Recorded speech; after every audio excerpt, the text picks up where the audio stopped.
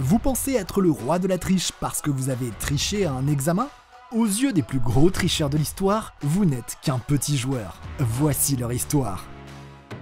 Charles Ingram, le tricheur, prit la main dans le sac.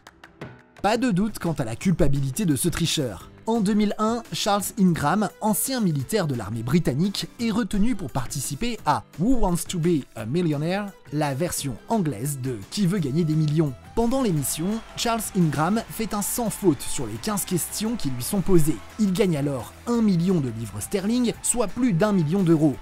Dans les jours qui suivent, les producteurs, curieux du parcours exceptionnel du candidat, décident de visionner attentivement l'enregistrement de l'émission. Ils s'aperçoivent alors que 2 personnes toussaient dans le public juste avant que Charles Ingram ne réponde aux questions. I'm sure it's Google.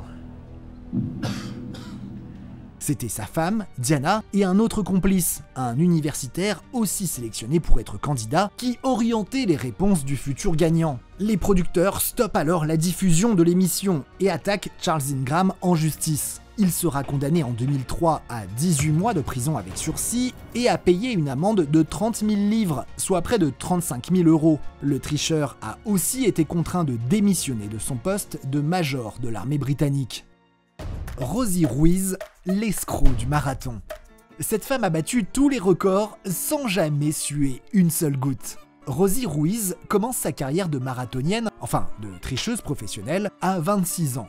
En 1979, elle s'inscrit pour la première fois au marathon de New York. Mais fatiguée, après seulement 30 minutes de course, elle décide de prendre le métro pour s'avancer un peu et retourne discrètement dans le rang des coureuses à quelques mètres de la ligne d'arrivée. Ni vue ni connue, elle franchit la ligne avec un joli temps de 2h56 et finit à la 11e place.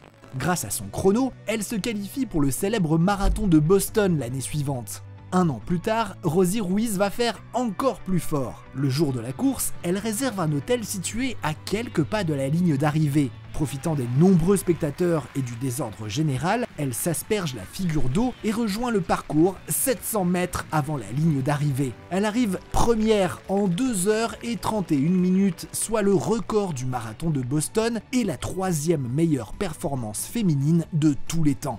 Les soupçons contre Rosie Ruiz sont inévitables et elle finit par être démasquée au bout d'1 semaine. 2 étudiants présents dans le public la reconnaissent et expliquent l'avoir vue enjamber la barrière pour rejoindre le parcours, mais Rosie Ruiz n'avouera jamais avoir triché. Richard Marcus, le plus gros tricheur de Las Vegas. Il a dupé les casinos du monde entier pendant près de 25 ans sans jamais se faire pincer. C'est le plus grand tricheur de Las Vegas et malgré tout ça, les responsables en sécurité s'arrachent aujourd'hui ses conseils.